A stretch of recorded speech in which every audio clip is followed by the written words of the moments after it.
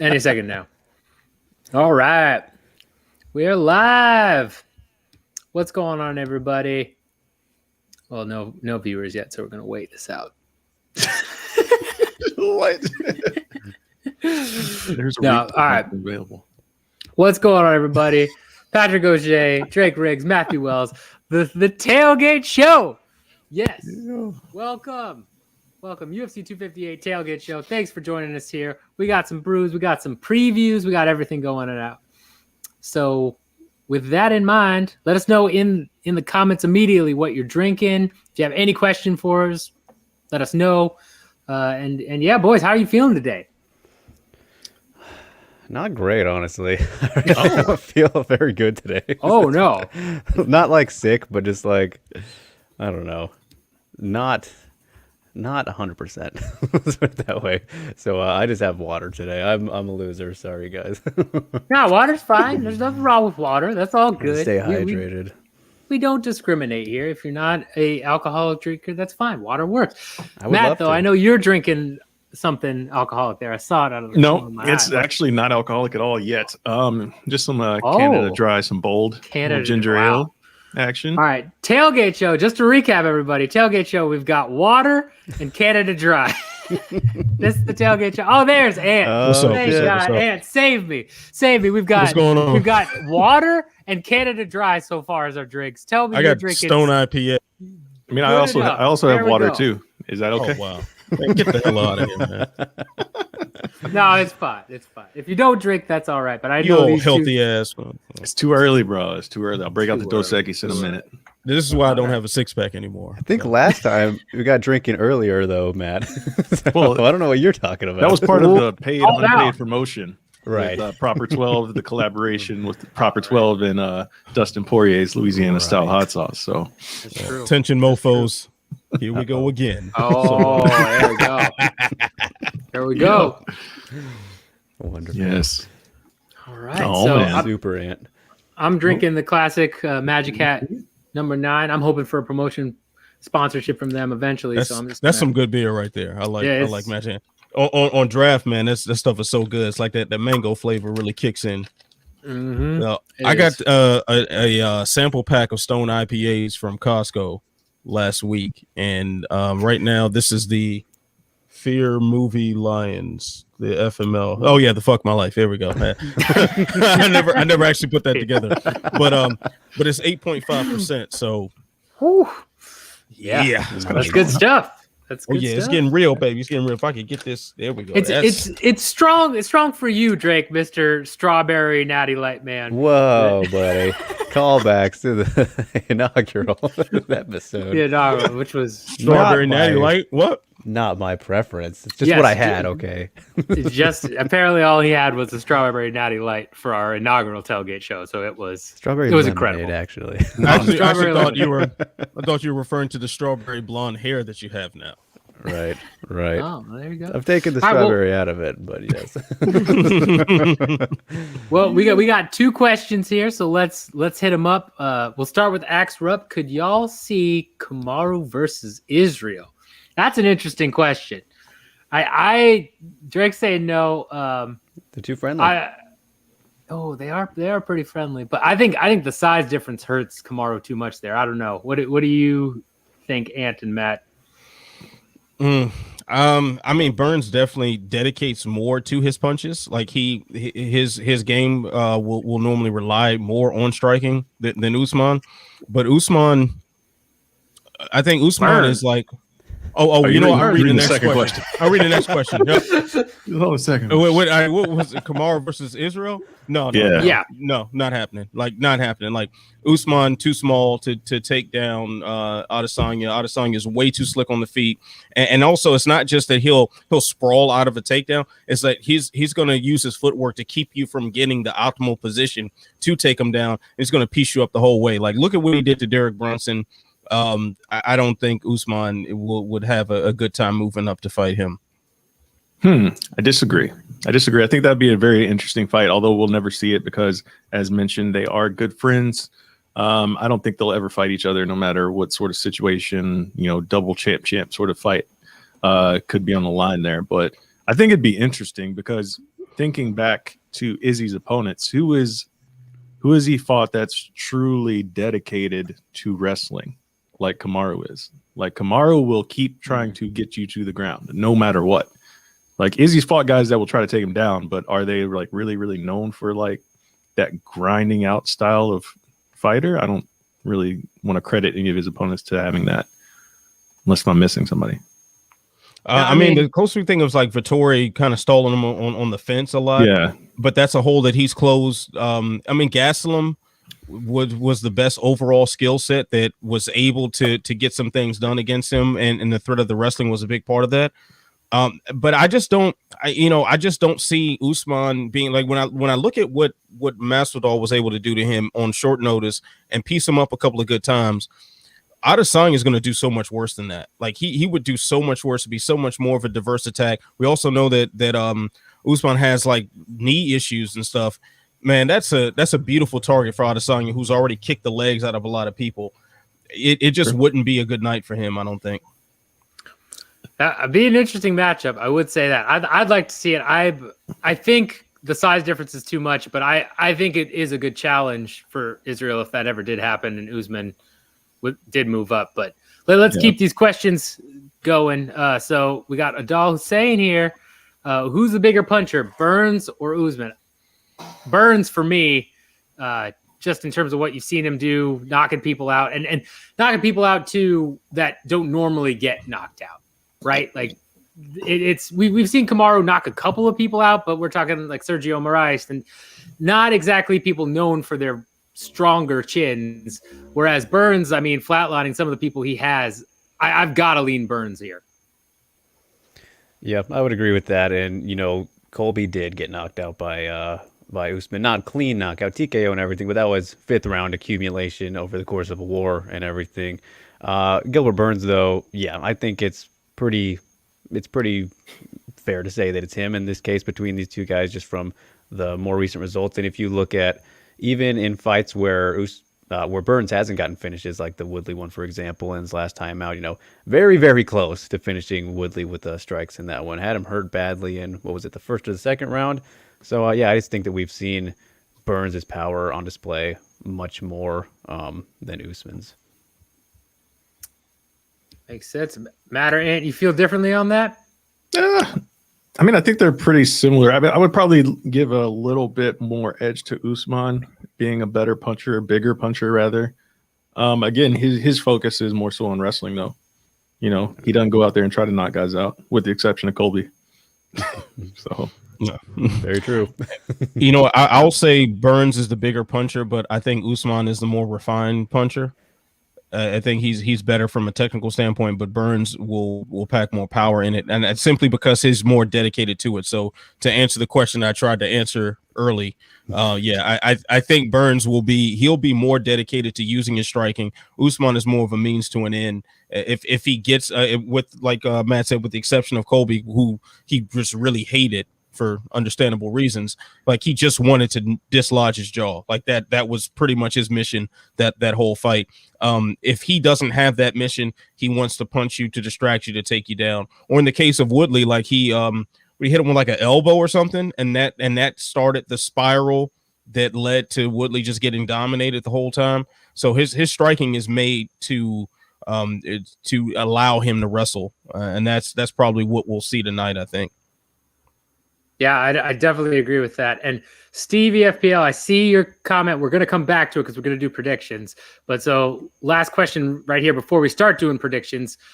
We've got let's see here. We've got this one. What do you guys think about the Cubs Watson idea of an MMA media tournament? My money is on Dan Hardy. Yeah, I'd have to go Dan Hardy if he's included in that. That's a very it's not fair. Well, I mean, in the weight class, yeah, but I mean, oh, that's true. Is it? Yeah, Chael Sonnen is MMA media. Brendan Schaub is as well, so they were heavier guys. Yeah, I'd favor Dan Hardy and Chael Sonnen over Brendan Schaub every day. But I mean, I think Brendan Schaub would knock out Dan Hardy. I think we can just look at the size. There we go. Next video is break it down. Dan Hardy versus. But like who? So if there was an MMA media tournament, like who would you have your money on? I say my top picks would be Luke Thomas because he's massive. I mean, if it's doing open weight, like Luke Thomas just wipes the floor with everybody. Yeah. But if we're doing weight classes, I think Dave Mandel might be the standout, or Casey. Yeah, I was thinking Casey too. Yeah, Kate, man, I've sparred Casey many times, Yeah. and goddamn, it is not a pleasant experience. He's just endless cardio, and I have the worst cardio in the world. He just like keeps hitting me to the body and shit. It's horrible. It's so demoralizing. Yeah, and then like he'll like laugh too while he's beating you up, and it's just the worst thing in the world. And one time he had like knee on belly on me, and he just and then he just like backhanded me, and he just like laughed, and he's like, "Oh, you can't do anything." He just Such a troll. like, what a jackass! Like, I gotta get better friends. Casey versus Luke Thomas for the belt, the media belt. I'd love to see that fight all day. Yeah, but don't sleep on Dave Mandel. Don't sleep on him. Oh, that's true. Yeah, BJJ black belt, man, got the cauliflower ear. That and he's like one of those people that's like really nice and kind of quiet, and if you piss him off, like he's gonna twist you into a knot. Nah, it's not the guy. Yeah, but I think let's not sleep on our man Matt Wells.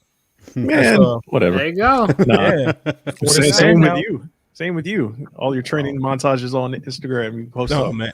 No, man, I just do it for the gram. I'm not just do it for the gram. Ant's knocked out round one. Easy, dude. It's wow. Shots fired. I had to. You're just like, oh, not me. So I was like, by who? Wait a second. You said I'm gonna lose. Wait a minute.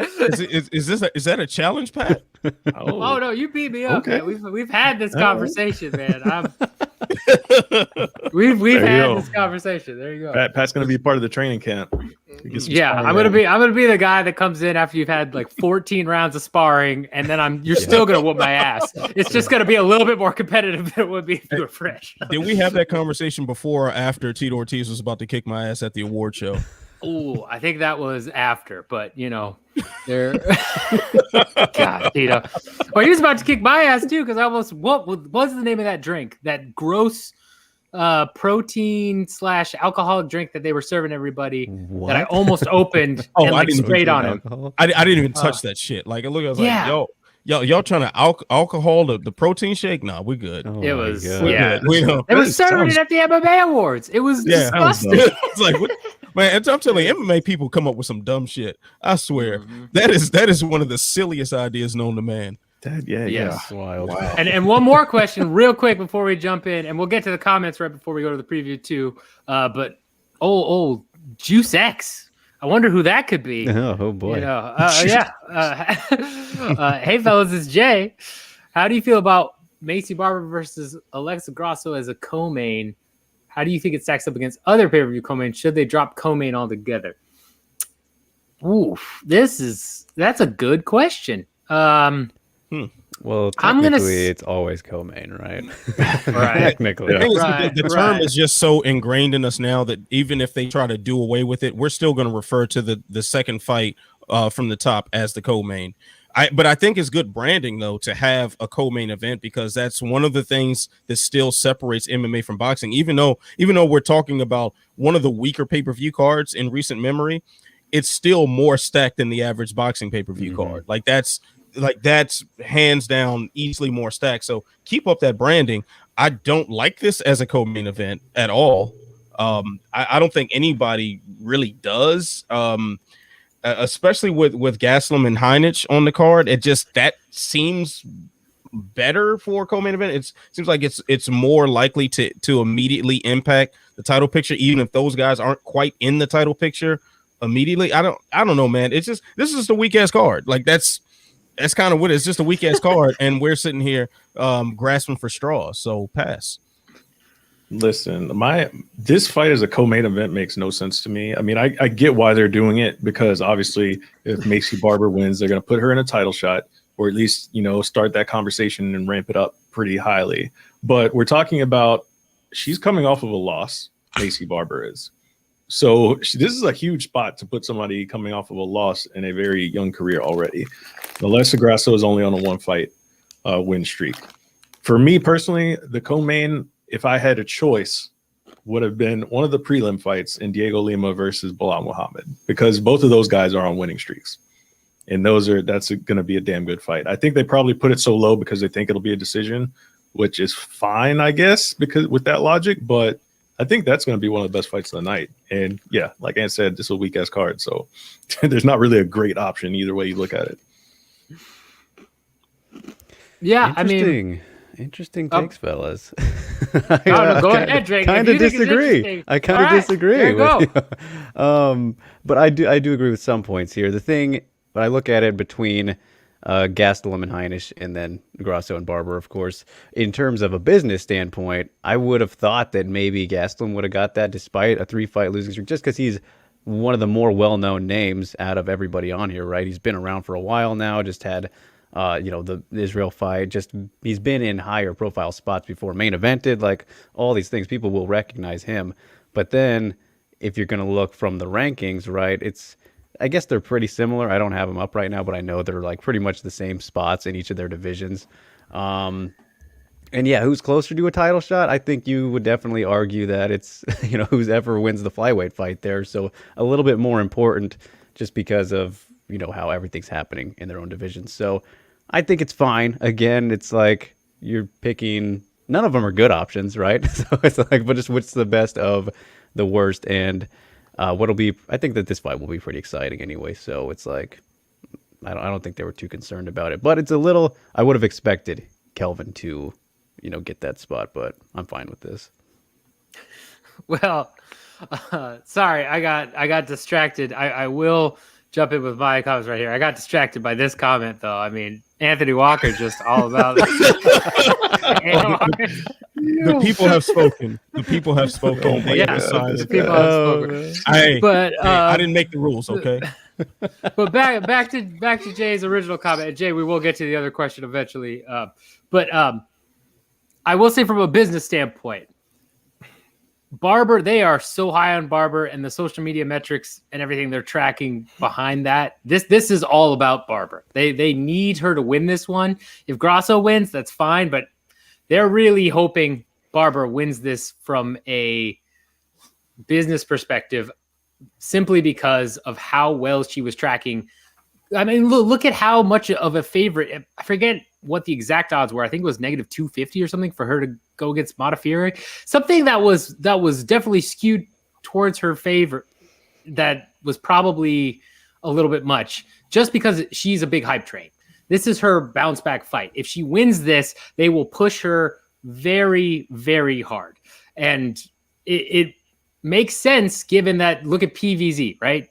Paige Van Zandt got pushed a ridiculous amount. She didn't have, I don't think, really any credible wins on her record. She lost most of the fights. I mean, she barely beat Beck Rawlings. Beck Rawlings was winning that fight until she threw that switch jump kick. And yet she was such a fan favorite and such a push. I think they're looking to kind of replace Paige with Maycee.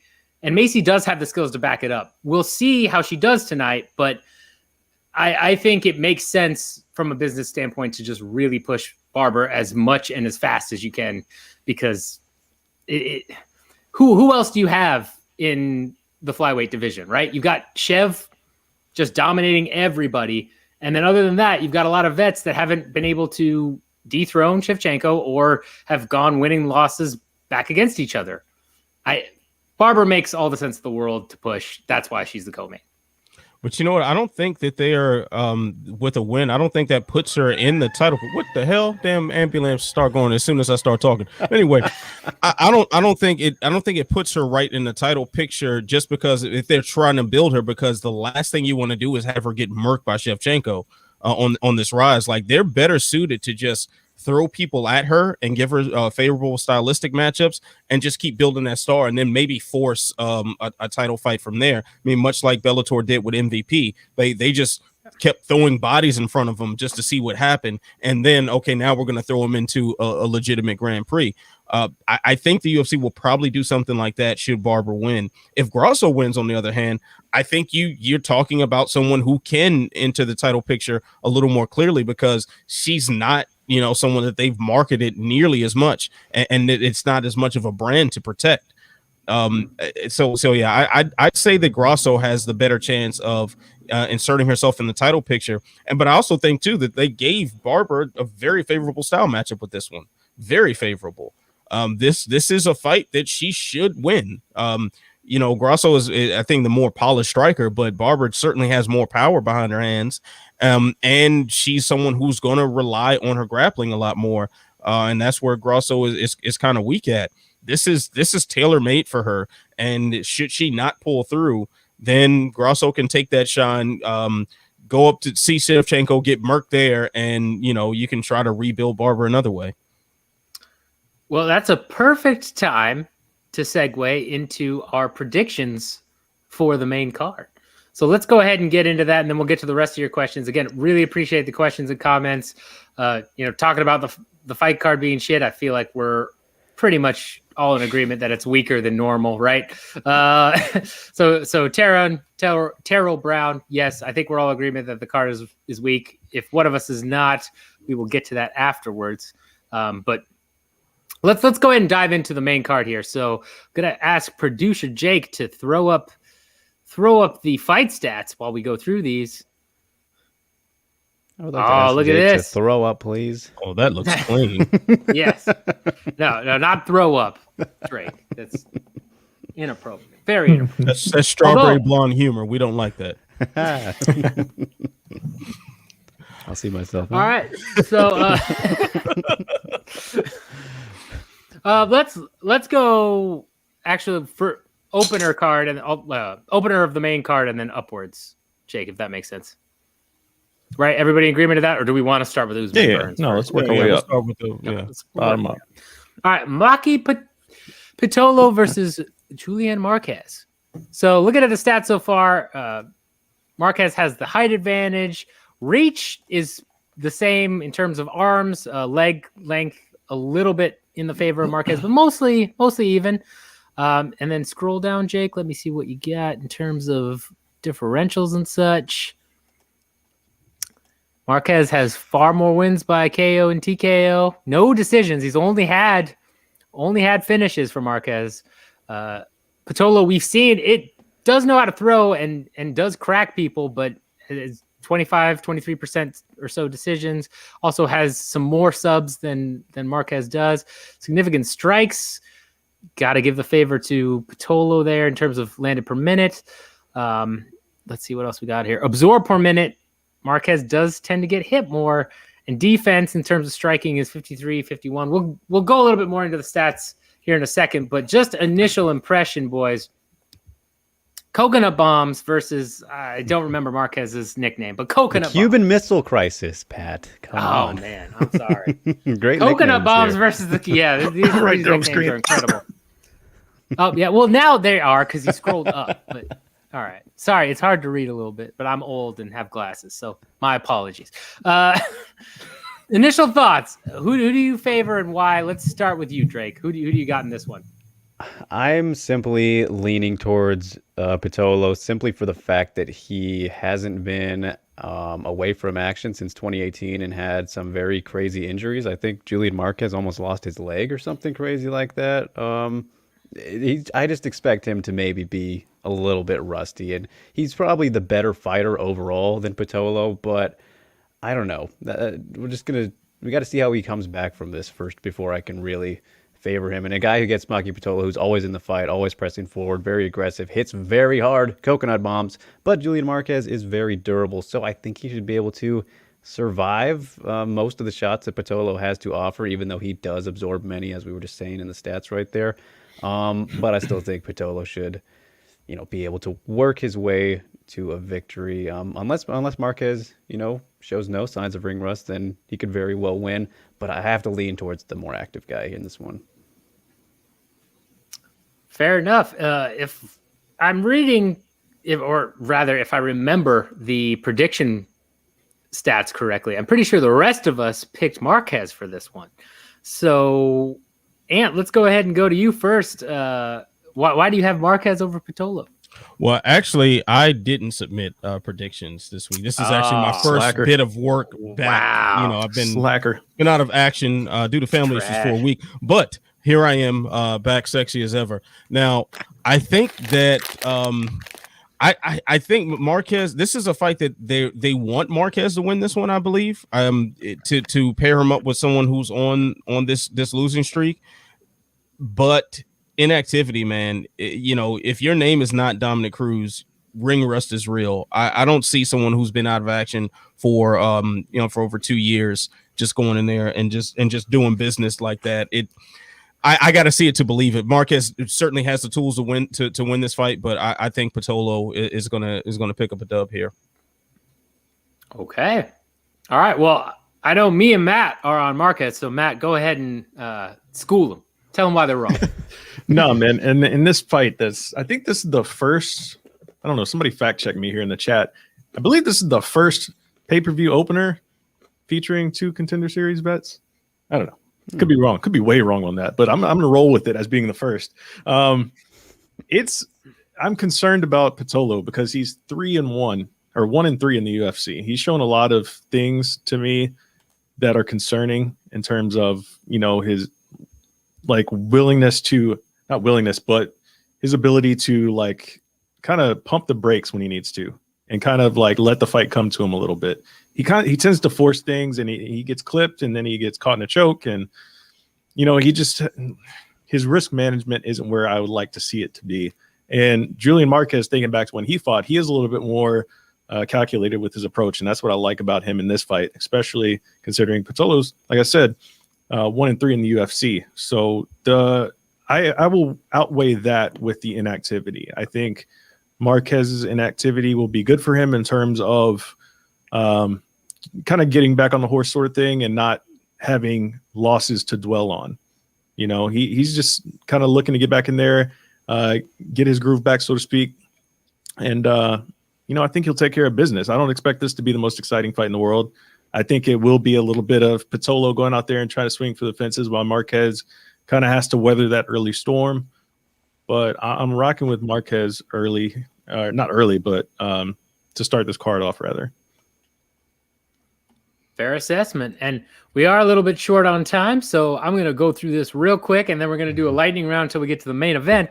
I got Marquez just, in my opinion, he even with the layoff, I still think he gets this done. Patolo has looked fine, but he hasn't shown anything extraordinary. And I think Marquez, even with the layoff, the ring rust could very well affect him. But Marquez has really been looking extremely well. Yes, I know. I forgot his nickname was the Cuban Missile Crisis. Thank you for that. But I think he's going to end up taking this, and I think he's going to end up finishing Patolo here. I think he's just too good, even with what he's gone through recently in terms of the injuries and being out that long. It's possible he loses, but if Marquez steps in there even 90, 95% of what he's shown before, I can't see a way Patolo gets it done. Because he's going to eat those shots. He's going to walk through. He's going to come heavy, and Marquez is just going to put it on him. That's my guess. So let's quickly get through the other fights until we get to the main event. So next up, so just real quickly, give me 1 or 2 sentences on this. Kelleher versus Simone. I'll start it off. I think that Simone is going to get this one done. I think he's just got a couple more tools in the tool belt compared to Kelleher. Maybe Kelleher lands a big shot. We've seen Simone get knocked out before, but otherwise I think Simone gets this done. Let's throw it to Matt to start off. No, I agree. I like Simone in this matchup as well. You got to think about it. This guy was on a tear until they matched him up with a grizzled veteran, perennial championship caliber fighter in Uriah Faber, even though he was coming out of retirement. So he stumbled out of the gates a little bit with 2 fights there, but won 2 fights after that. And I like this dude's game a lot, man. I think he'll get it done. Pacific Northwest representing Ricky Simone. Always got to back the homeboy there. He's just a better fighter overall. I think he's just got to protect the neck, watch his face. He'll be fine. Yeah, I'm with everybody here. I think Ricky Simone gets it done. More tools to use. Kelleher can pull off something spectacular. I mean, he's really scrappy and stuff, but I just don't think it's going to be enough this time. I think Simone, especially being the better athlete, is going to dominate him in this one. All right, we're all in agreement. Let's move on to the next one.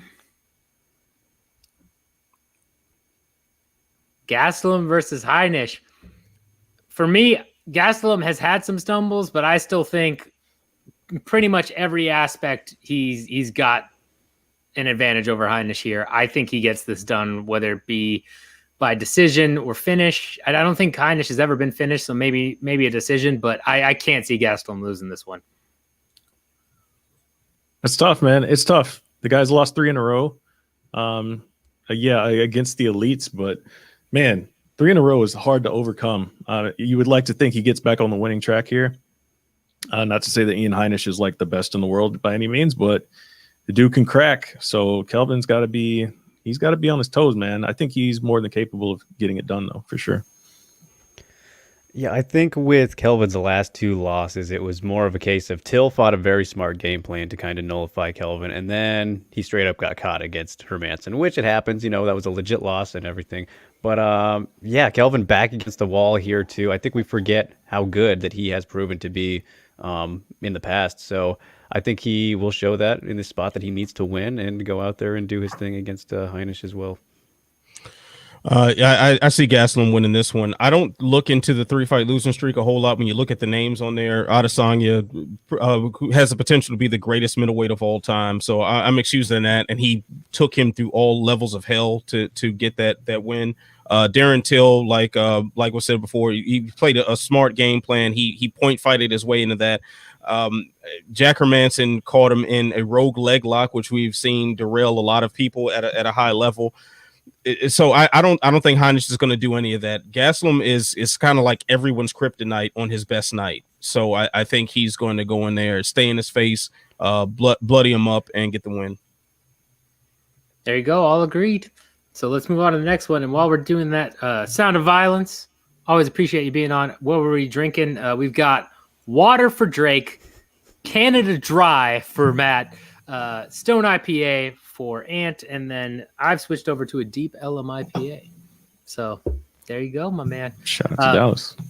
Yeah. Co-man, we've already kind of walked through this a little bit in terms of answering Jay's question here, but I've got Barber just in terms of I think despite her coming back from that injury, I think this is a favorable matchup for her. She does have power. We've seen her finish women that have never been finished before. We have seen her, the JJ Aldrich fight, I think, is probably the biggest fight where she was in trouble for a little bit, other than the Montefiore, obviously. But in terms of striking and stand-up, JJ Aldrich did catch her a couple times, but I think JJ Aldrich is also underrated. So for me, I think Barber edges this out, although I expect it to be like a very high volume, very good fight as long as it lasts. If she cracks Grasso and finishes, there you go. If not, I think it's going to be a close decision, and I think Barber edges this out. Matt. No, I think it's going to be a close fight. I don't think it's going to be one of the best fights of the night, but I think it'll be a close one. More than likely, we're going to see a decision, in my opinion. I don't see Grasso getting caught by Barber here, so I think it'll be a solid 3-round fight, and whoever just can really take the center and keep the pressure up, which I think Barber will be able to do that early.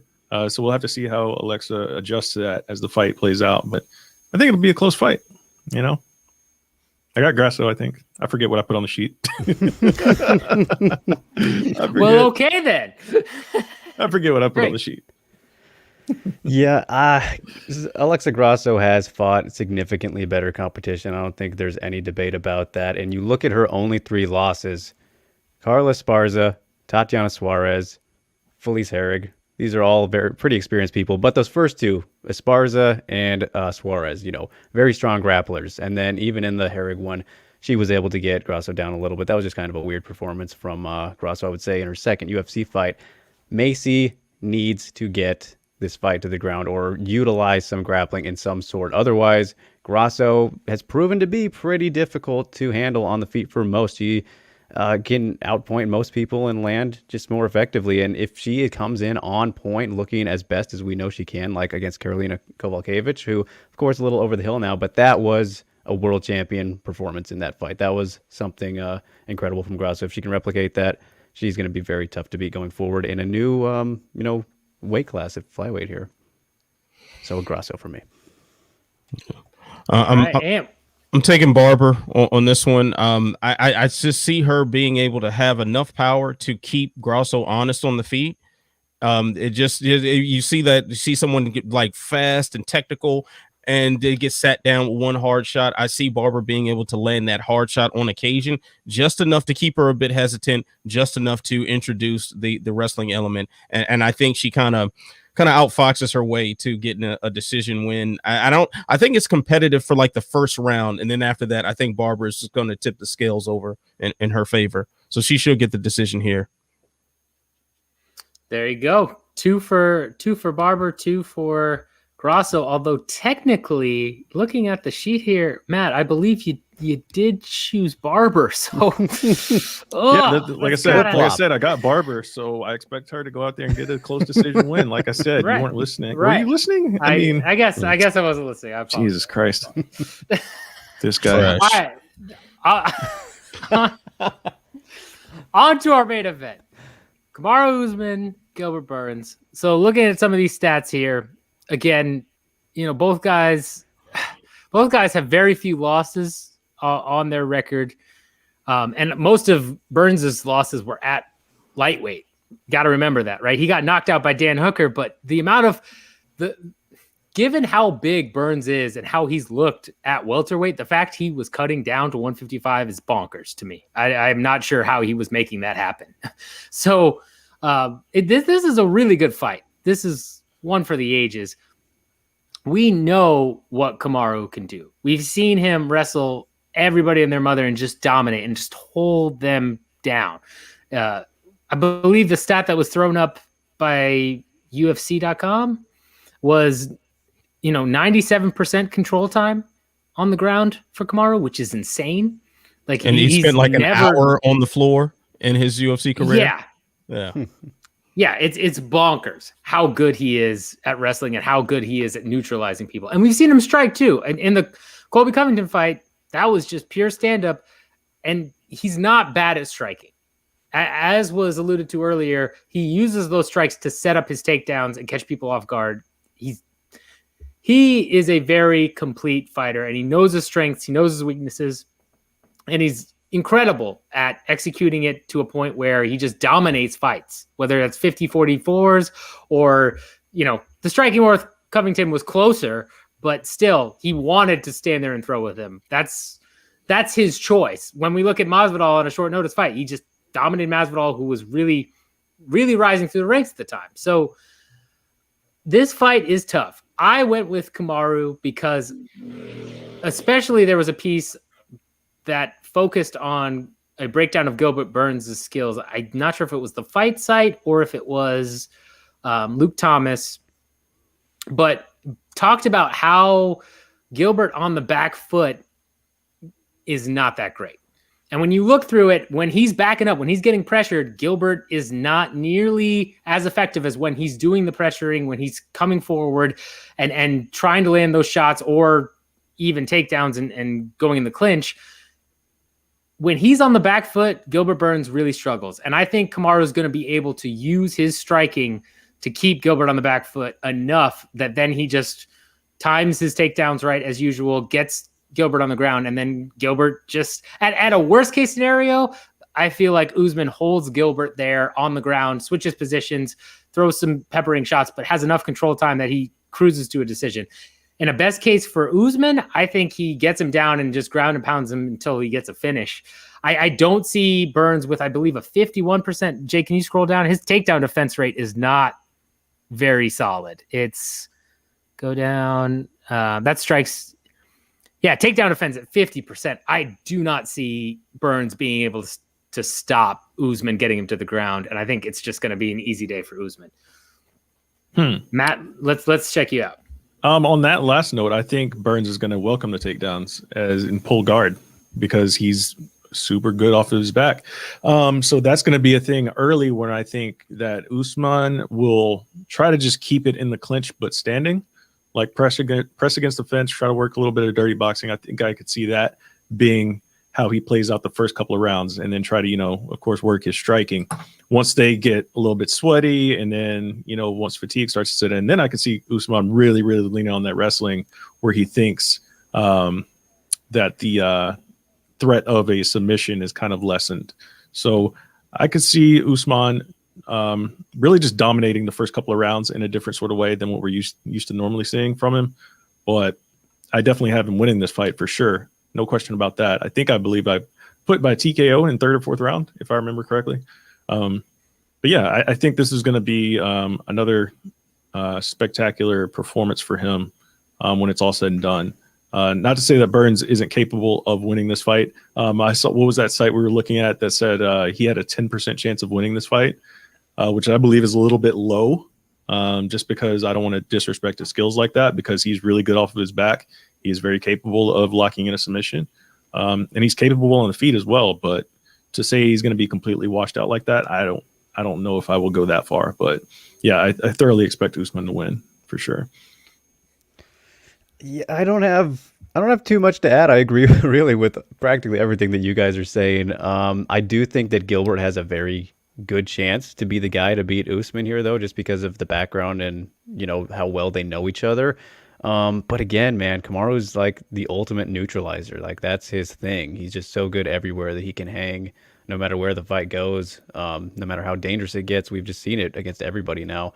And I've been riding with this guy once I first saw him, what the Ultimate Fighter 21, whatever season that was, 22, 21. I was like, you can tell with some people, like, this guy's going to be a champion one day. And I think that now that he's there, he's just really coming into that role and just going to become, even better. And I told you on our preview video, Pat, like, I think that if this fight would have happened the first time, I was rolling with, the Burns momentum he had going, but the time between then, has really slowed down what he was doing there with just trying to fight everybody and making it work and looking so good. I think that was a big part of his game. Of course, he's improved a whole bunch. You can compare it to Charlie Olives and the great BJJ guys who are very good on the feet now as well. But I just think the momentum was slowed a little bit too much thanks to the evil COVID. So I got to roll with Usman at this time as well. I think when this was first announced, I was before the original iteration of this fight, I still thought Usman would win, and I don't have any changes to that prediction. He's just so good at stopping whatever you want to do, and I think especially when you talk about someone who has good boxing, Usman probably better as far as just the pure technical acumen. So I think that neutralizes out. He's someone who, as we pointed out before, doesn't have necessarily the best takedown defense. And even if he, like Matt said, he wants to invite the takedown, and because he's so good off of his back, Usman is the wrong sort of wrestler to try to fight off your back with. Try getting space to move your hips to throw up a triangle choke when the guy's going chest to chest on you, and the only time he's not chest to chest is when he's punching you in the face. Like that's a tough ask. I don't really see, and quite honestly, I think, I mean, maybe I'm getting too ahead of myself here, and probably just because I'm saying this, like Burns is gonna win by like tornado kick or something. But Usman has the tools to hold this belt for a very, very, very long time. So if he decides to keep active, and I think this is just going to be another chapter in his legacy tonight. I see him absolutely dominating Burns, and I think it's going to start off with clinch battles, which him being the bigger man should prevail. Him being the better wrestler should prevail. And then once he gets to the floor, I think it's going to be an ugly, ugly night for Burns. And I think a very, very battered, beaten up, bloody Gilbert Burns either is just completely done by the fourth round or barely makes it to the decision. There you have it. There's our main card predictions. And I do want to add just one little note. I don't know the specific win-loss due to COVID, but remember, Burns was pulled due to a positive COVID. And somebody had compiled this on Twitter. And I think at the time, it only looked at like 10 or 11 fighters, but it was something like 4-22 in terms of wins, losses versus people that came back from COVID. We've obviously seen, Hamzat Chimaev, who pays our bills, have to drop out twice because of COVID and what's going on with that, because the lingering effects do stay there. So I think based on what we've all talked about, I think that's a very key thing to consider. Is right now people who have come back from COVID have not done very well in the octagon. Well, All Jake right, so Shields again, would just say they're weak, but that's right. That's true. Yeah. Well, I mean, nobody's Jake Shields. Jake Shields will fight. It wouldn't matter, dude. Come on. All right. So there's our there's our main card preview. Thank you for joining us at the Tailgate Show. We'll run through any quick questions here, but I know that the walkouts for the first fight are already happening, and first fight's about to get underway. We've talked about which beers we're drinking. I know Jay had another question. This one. If Gaslum loses again, how many more can he suffer before his place on the roster is at risk?